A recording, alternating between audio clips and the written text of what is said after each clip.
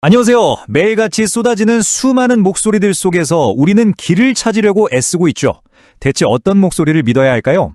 오늘 이 시간은요, 많은 분들에게 지혜를 주었던 손동환 박사님의 깊이 있는 신앙 연구를 바탕으로 한번 이야기를 풀어가 보려고 합니다. 우리 삶의 방향을 알려주는 예언과 우리를 혼란에 빠뜨리는 점술, 이 둘의 결정적인 차이점을 아주 명쾌하게 파헤쳐 보겠습니다. 바로 이 질문이 오늘 우리가 함께 풀어갈 핵심 주제입니다.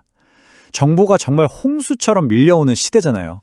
이 속에서 진짜와 가짜를 구별하는 영적 분별력, 그 어느 때보다 우리에게 절실한 능력일 겁니다. 지금부터 하나님의 인도하심을 구하는 길, 예언과 인간의 욕망을 따르는 길, 점술, 이 두 가지 상반된 길을 명확하게 한번 구분해 보시죠. 미래를 알고 싶다는 마음, 어쩌면 이 둘은 여기서 비슷하게 시작하는 것처럼 보일 수도 있어요. 하지만 그 뿌리를 파고들면요, 완전히 다른 방향으로 뻗어나갑니다. 점술은 인간의 불안과 욕망의 뿌리를 두고 있고요. 예언은 하나님의 절대적인 주권에서 시작되죠. 그러니까 출발점부터가 아예 다른 겁니다. 자, 그럼 첫 번째 단서부터 한번 따라가 볼까요? 이 목소리들은 과연 어디에서 시작되는 걸까요? 그 기원과 의도를 추적해보면 둘의 차이가 아주 확연하게 드러나기 시작합니다. 첫 번째 핵심 열쇠는 바로 출처와 권위입니다. 생각해보면 모든 메시지는 그것이 어디로부터 왔느냐에 따라서 그 가치와 본질이 결정되잖아요. 이 시작점에서부터 모든 것이 갈라지는 셈이죠. 자, 이 표를 한번 보세요. 그 차이가 정말 흥미롭게 다가오지 않나요? 점수를 뜻하는 히브리어 캐셈, 이건 그 자체로 하나님과의 약속을 깨는 행위를 뜻합니다. 인간의 불안이 그 출발점인 거죠. 반면에 예언자를 뜻하는 나비는 부름받은 자라는 의미를 가지고 있어요. 권위의 출처가 인간이 아니라 오직 하나님 한 분이라는 걸 아주 명확하게 보여주는 단어입니다. 성경은 이 둘 사이에 아주 명확한 선을 긋습니다. 신명기 18장에서 보시는 것처럼 점술은 하나님이 단호하게 금지하신 행위예요. 왜일까요? 그건 바로 하나님께서 자신의 뜻을 오직 예언자라는 공식적인 통로를 통해서만 전달하시겠다고 약속하셨기 때문입니다. 이 모든 것을 하나의 라틴어 신학 원리가 관통하고 있습니다. 스키엔티아 베라에스트 인 데오. 무슨 뜻이냐면 참된 지식은 오직 하나님 안에 있다는 뜻이죠. 미래는 인간이 몰래 훔쳐보는 게 아니라 하나님께서 허락하실 때만 알 수 있는 영역이라는 선언입니다. 자, 이렇게 출처와 권위가 완전히 다르니까 당연히 그들이 전하는 메시지의 내용과 목적도 다를 수밖에 없겠죠. 이제 그 두 번째 차이점을 한번 살펴보겠습니다. 점술의 관심사는요, 지극히 개인적이고 물질적입니다. 나의 성공, 나의 재물, 나의 연애 같은 것들이죠. 이건 퓨톤이라는 점치는 영과 관련이 깊다고 해요. 하지만 진짜 예언, 프로페티오는 나를 넘어서 우리를 향합니다. 회개와 정의, 그리고 공동체를 향한 하나님의 위대한 계획을 선포하는 거죠. 그러니까 시야의 스케일 자체가 비교가 안 되는 겁니다. 자, 이론적인 차이는 이제 좀 알 것 같습니다. 그렇다면 실제 우리 삶에서 이 둘을 어떻게 구별하고 검증할 수 있을까요? 여기에 대해서도 아주 명확한 기준이 있습니다. 세 번째 구분 기준은 아주 간단하면서도 강력합니다. 바로 성취와 검증이죠. 이건 모든 영적 메시지를 올려놓을 수 있는 궁극의 시험대라고 할 수 있습니다. 그래서 그 말이 정말 이루어졌는가? 이 질문 하나면 되는 겁니다. 여기서 다바르라는 히브리어 개념이 핵심인데요. 성경에서 예언은 그냥 단순한 예측이 아니에요. 그건 그 자체로 생명력을 가진 반드시 일어나는 사건으로서의 말씀입니다. 그렇기 때문에 100%의 정확성은 선택이 아닌 필수 조건이죠. 반면에 점술은 이 에메트, 즉 진실함이 없기 때문에 언제나 빠져나갈 구멍을 만들어두는 그런 모호한 말을 할 수밖에 없는 겁니다. 성경은 스스로에게 이처럼 무서운 기준을 들이댑니다.